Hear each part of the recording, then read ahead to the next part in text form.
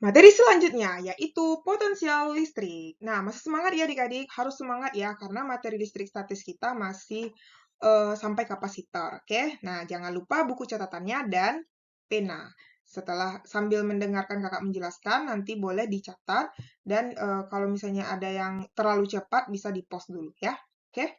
Nah, sekarang kita lanjutkan potensial listrik. Potensial listrik itu adalah merupakan besarnya usaha yang diperlukan untuk memindahkan muatan listrik positif sebesar satu satuan dari tempat yang tak terhingga ke suatu titik tertentu.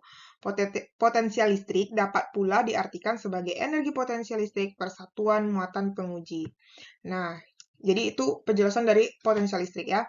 Nah, kemudian kalau kita lihat rumusnya, potensial listrik itu ini ya. Nah, jadi di situ potensial itu ada dua rumus. Yang pertama ada ini V sama dengan EP dibagi dengan muatan dan bisa juga V sama dengan K Q per R, di mana V itu adalah potensial listrik, K adalah konstanta, Q muatan, dan R adalah jarak. EP udah tahu ya, kalau EP itu kan energi potensial.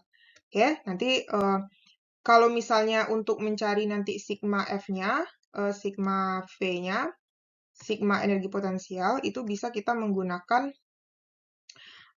apa namanya, sigma V-nya, yaitu V1 ditambah V2, dan seterusnya. Tapi ada aturannya ya, ingat dia sama dengan energi potensial. Kalau misalnya potensial dan energi potensial listrik adalah besaran skalar, oke? Besaran skalar. Jadi, dia itu positif dan negatifnya pada muatan harus diikutkan dalam perhitungan. Maksudnya di dalam rumus harus dimasukkan gitu ya. Oke? Nah, untuk lebih pahamnya, kita cek example berikut ini. Oke, nah sebelum kita lanjut contoh soalnya ya, kita lanjut dulu materi dari hukum kekekalan energi mekanik dan medan elektrostatis. Nah, di sini katanya hukum kekekalan energi di mana gerakan partikel bermuatan dalam medan listrik memiliki energi mekanik yang konstan yang dapat dirumuskan sebagai berikut. Jadi di sini ini sebenarnya kan jabarannya dari energi potensial kan. Kita buat di sini ya, EP ditambah EK, EP1 ditambah EK1 sama dengan EP2 ditambah EK2.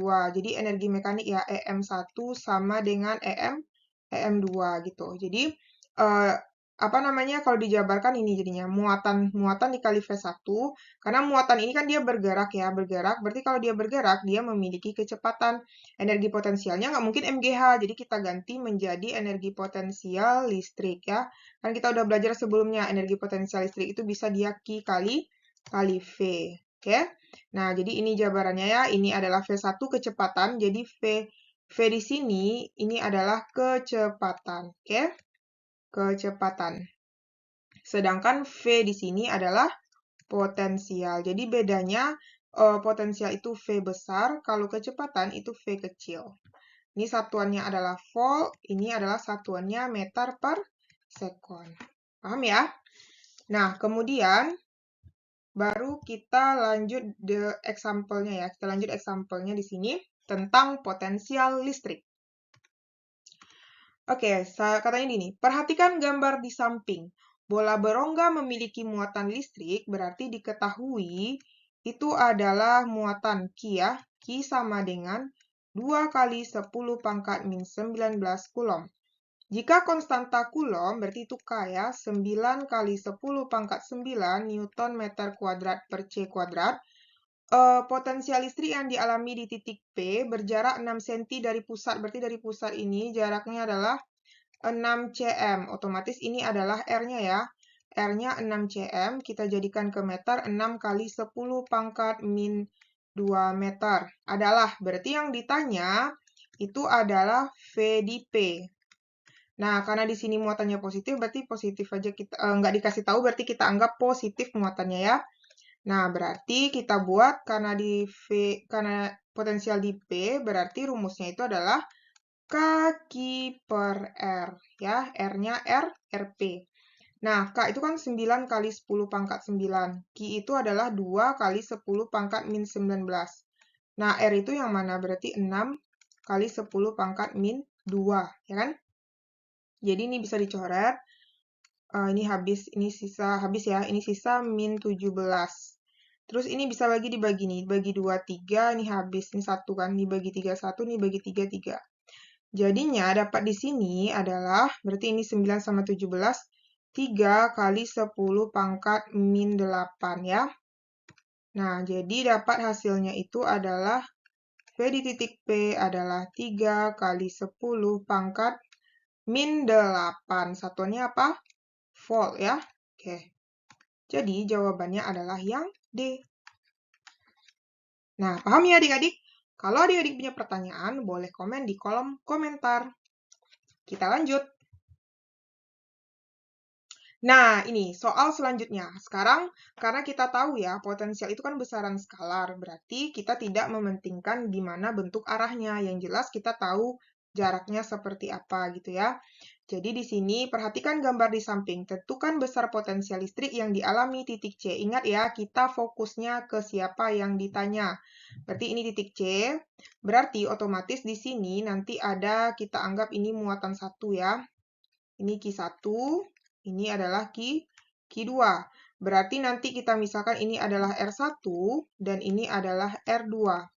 Nah, muatan C ini kan dipengaruhi oleh ini kan, yang ini 1, muatan Q1, dan ini muatan, berarti di sini ada nanti, kalau kita buat garisnya, ini V1, ini V2 kan. Nah, jadinya, kita buat diketahuinya dulu ya. Berarti diketahui R1 yaitu 6 cm. Jadikan ke meter, 6 kali 10 pangkat min 2 meter. Q1 adalah positif 6 mikrokulom, yaitu positif 6 kali 10 pangkat min 6 kulom. Kemudian Q2 sama dengan min 2 mikrokulom atau min 2 kali 10 pangkat min 6 kulom. Nah, masalahnya sekarang ini bukan R2 ya, yang R2-nya itu adalah yang ini R2, tapi belum tahu nilainya. Berarti kita cari pakai Pitagoras ya, karena sisi miring. Karena garisnya kan ini, V1 dan V2 kan. Nah, berarti R2 itu apa? Berarti 6 kuadrat ditambah 8 kuadrat. Berarti jadinya 36 ditambah 64 sama dengan akar 100. Akar 100 adalah 10 cm, sehingga R2-nya adalah 10 cm. Nah, kita tulis ini ya, R2-nya sama dengan 10 cm. Jadikan ke meter berarti 1 kali 10 pangkat min 1 meter. Dah. Nah, yang ditanyakan V di titik C. Ya udah, berarti V di titik C itu adalah sigma V di titik C adalah V1 ditambah V2. Nah, V1 itu apa? K1 per R1 ditambah K2 per R2. Dah, kayak gitu ya. Nah, kita lanjut di sini.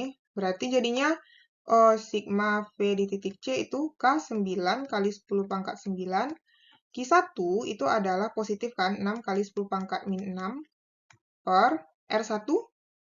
R1-nya 6 kali 10 pangkat min 2.